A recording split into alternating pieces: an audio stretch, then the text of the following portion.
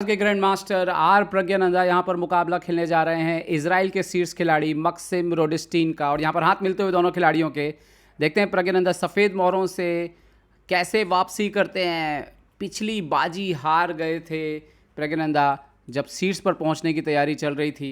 और यहाँ पर देखते हैं कि कैसे वापसी करेंगे। E4 खेला है उन्होंने यहाँ पर और जवाब दिया है E5 खेलते हुए मक्सिम ने। E4 E5 प्रज्ञानंदा कंटिन्यू करते हुए नाइट F3 से नाइट बाहर आता हुआ C6 का स्टैंडर्ड ओपनिंग। देखना है कि क्या चुनेंगे, इटालियन या राइलोपेज। वो E4 E5 G3 नया कुछ खेलने के लिए देखने के लिए मिल रहा है आपको हमको। नाइट F6 यहाँ पर और बहुत ही इंटरेस्टिंग। नाइट F6 D3 करते हुए अगर आप इसको कहना चाहें तो किंग्स इंडियन का सेटअप कह सकते हैं आप वाइट से, जो कि पोजीशन अभी ली गई है। और बिशप आता हुआ C5 से तो आप कह सकते हो ओपनिंग से ब्लैक के पास इक्वलिटी है। और बिशप G2 और जब भी कोई इस तरह की लाइन खेलता है तो उसको बहुत कॉन्फिडेंस होता है अपने मिडिल गेम पर सामने वाले के बनिस्बत, और यही कारण होता है कि आप ऐसी चाल खेलते हैं। यहाँ पर D6 खेला है अपने दूसरे बिशप को भी ओपन करते हुए, तो आप कह सकते हो ब्लैक को कोई दिक्कत नहीं है कहीं से भी। कैसल कर लिया यहाँ पर प्रज्ञानंदा ने और यहाँ पर कैसल करते हुए मक्सिम भी। यहाँ पर H3 सेटअप खेला है, बिशप G4 आने से रोकते हुए A5 करते हुए यहाँ पर मक्सिम, जो कि किंग्स इंडियन के सेटअप में हमेशा आप कोशिश करते हो ब्लैक के साइड से, क्वीन साइड से स्पेस लेने की। किंग H2 पर प्रज्ञानंदा की यहाँ पर ओपनिंग की तैयारी काफ़ी अच्छी है, काफ़ी तेज खेल रहे हैं। 1 घंटा 42 मिनट है सिर्फ। H6 जो आज का ज़माना है दोस्तों शतरंज का, उसमें आपको खिलाड़ी हर मैच में कुछ नया खेलते हुए मिलेगा। यहाँ पर C4 सेटअप लिया है प्रज्ञानंदा ने और D5 के स्क्वायर पर एक मजबूत नियंत्रण लेते हुए और अपोनेंट को भी B5 करने से डिस्करेज करते हुए बिशप D7 खेल दिया है यहाँ पर मक्सिम ने। और जैसे कि हम बात कर रहे थे कि खिलाड़ी नई ओपनिंग ट्राई करते हैं, नहीं चाहते कि सब कुछ बिल्कुल रटा रटाया हो जाए और इसीलिए कुछ बदल के आते हैं। नाइट C3, अब जैसे प्रज्ञानंदा आपको ये लाइन पता नहीं नेक्स्ट टाइम कब खेलते दिखेंगे, नाइट H7, लेकिन आज उनको अपने अपोनेंट की तैयारी को ध्वस्त करना है और एक प्रिपरेशन अपनी दिखाना है और इसीलिए कुछ अटके खेलते हुए नाइट आते हुए D2 पे बिशप नहीं निकाला अपना, लेकिन F4 की तैयारी अभी से शुरू हो गई। नाइट D4 ऊपर आते हुए यहाँ पर मक्सिम।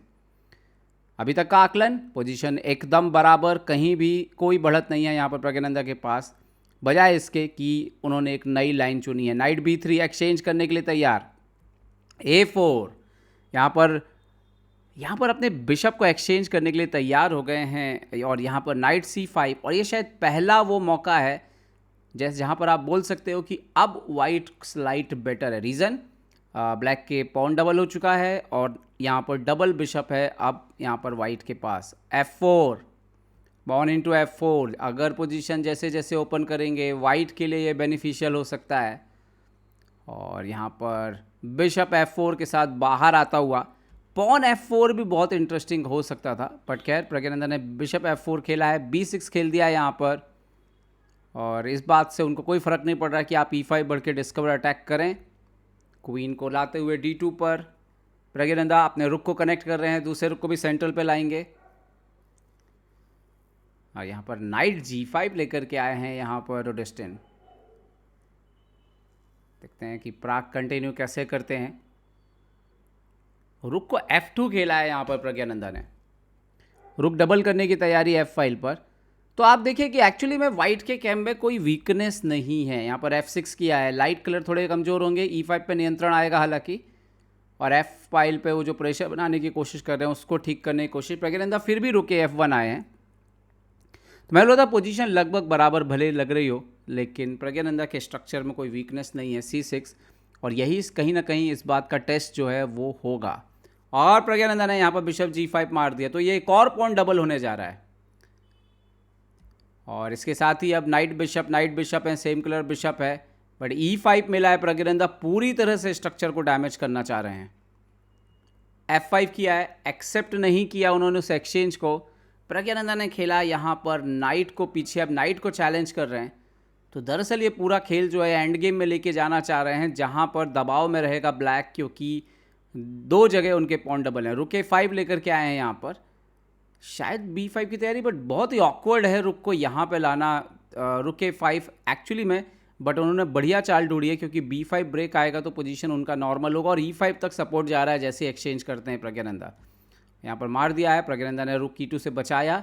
तो ये रुक को एक्टिवेट करने का बढ़िया तरीका था जो कि अपनाया यहाँ पर रोडेस्टाइन ने। रुक E8 यहाँ पर, और E5 पे एक और प्रेशर।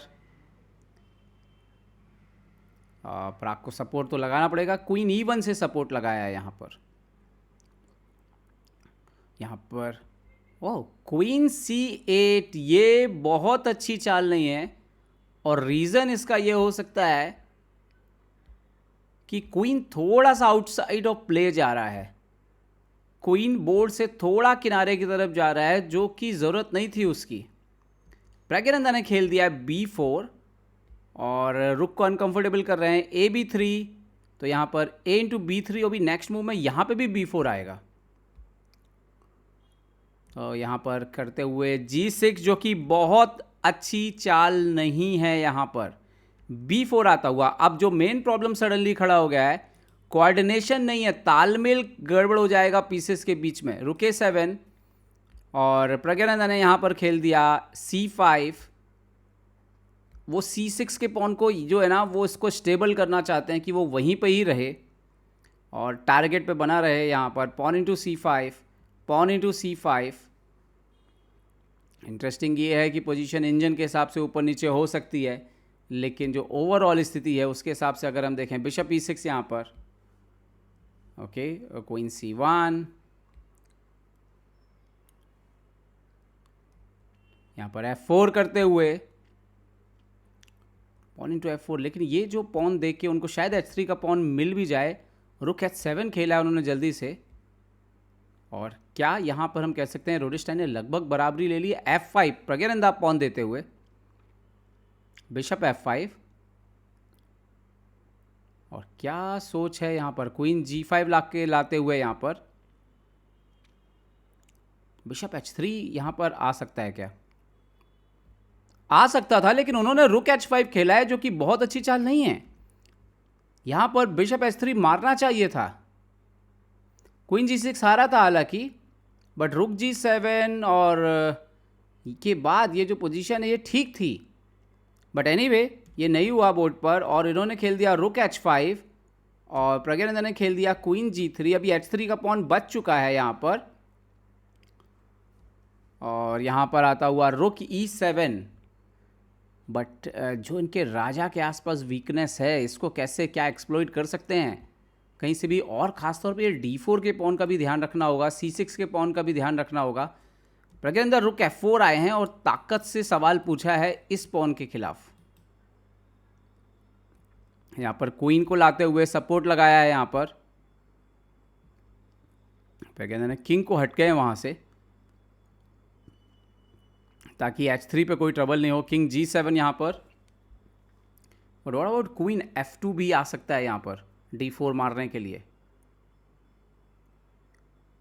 देखते हैं प्रज्ञानंदा क्या चुनते हैं। H4 खेल दिया उन्होंने। पहले क्या किया है कि इस पॉन का जो प्रेशर था यहाँ पे वो ख़त्म किया है, ताकि वो पॉन ना मरे। रुक H8 यहाँ पर, और यहाँ पर तो बिशप इंटू C6 भी आ सकता है, क्योंकि ओह, क्वीन G5 खेला है प्रज्ञानंदा ने, अदरवाइज बिशप इंटू C6 और रुक इंटू F5 भी आ रहा था। खैर यहाँ पर रुक F7 खेलते हुए, लेकिन क्या उन्होंने एक सीधा सीधा शॉट मिस किया है E6 का? क्या सीधा शॉट E6 का मिस किया है?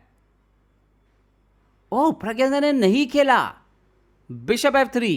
E6 इंटरेस्टिंग था बिकॉज बिशप E6 पे क्वीन E5 चेक था, बट एनीवे प्रज्ञानंदा ने खेला यहाँ पर बिशप H3। और अब यहाँ पर एक तरीका हो सकता है क्वीन एक्सचेंज के लिए आप जाएं। क्वीन एक्सचेंज के लिए गए हैं, नेचुरल है, लेकिन इसके बाद भी पोजीशन खराब है। रुक एंड गेम में भी पोजीशन खराब है, बट मुझे नहीं लगता प्रज्ञानंदा यहाँ पर एक्सचेंज करेंगे। पीछे आ गए क्वीन G3। समय कम है एक्चुअली, दोनों खिलाड़ियों के पास 40 चालें हो गई हैं इसके साथ ही, और मुझे लगता है अब क्वीन A5 खेला है, बट क्वीन राजा से दूर है, और यहाँ पर देखते हैं कि प्रज्ञानंदा कंटिन्यू कैसे करेंगे। अब टाइम आ गया, अब तो आधा घंटे जो है दोनों खिलाड़ियों के पास, आधा घंटे या 50 मिनट बढ़ चुके हैं शायद।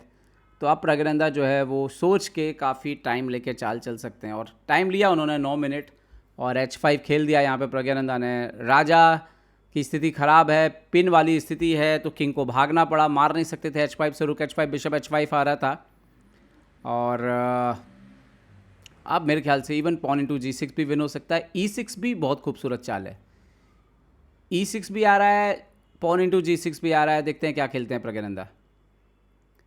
E6 खेला है पहले, और एक्चुअली में ये क्वीन जो है वो राजा को छोड़ के ऐसा लग रहा है कि घर छोड़ के चला गया है, और ये लोग जो है वो पूरी तरह से फंस चुके हैं यहाँ पर, सारे मोरे। क्या ही करेंगे आप यहाँ पर। पॉन इंटू G6 भी आ रहा है, पॉन G7 भी पुश हो सकता है, पॉन E7 भी पुश हो सकता है, ये बिशप भी मर रहा है। तो किसको किसको आप संभालेंगे यहाँ पर, और शायद यहाँ पे हार भी स्वीकार करनी पड़ सकती है यहाँ पर, क्योंकि अगर आप यहाँ पे मान लीजिए कि रुक को हटाते हैं तो सिंपल यहाँ पर इवन क्वीन इंटू G6 भी आ रहा है। ओ हो। तो एक्चुअली में वो गेम बच ही नहीं रहा है, और यहाँ पर हार स्वीकार कर ली उन्होंने। एक और तरीका था रुक F6 अगर आप खेलते हैं यहाँ पर, तो भी रुक इंटू F5 आ रहा था। एक्चुअली में प्रॉब्लम यही थी, क्योंकि अगर आप यहाँ पे रुक इंटू F5 मारते हैं तो E7 चेक है, आप किंग को लेके F7, मान लीजिए F7 जाते हैं यहाँ पर, तो भी जो है ये गेम क्वीन इंटू G6 के बाद ख़त्म हो रहा था। तो चाल बच नहीं रही थी एक्चुअली में कुछ भी करने के लिए, और इसीलिए रिज़ाइन कर दिया, हार स्वीकार कर ली यहाँ पर मैक्सिम रुडिस्टाइन ने। तो प्रज्ञानंदा की जीत के साथ वापसी, देखते हैं कि बचे हुए राउंड में वो कैसा खेल दिखाते हैं।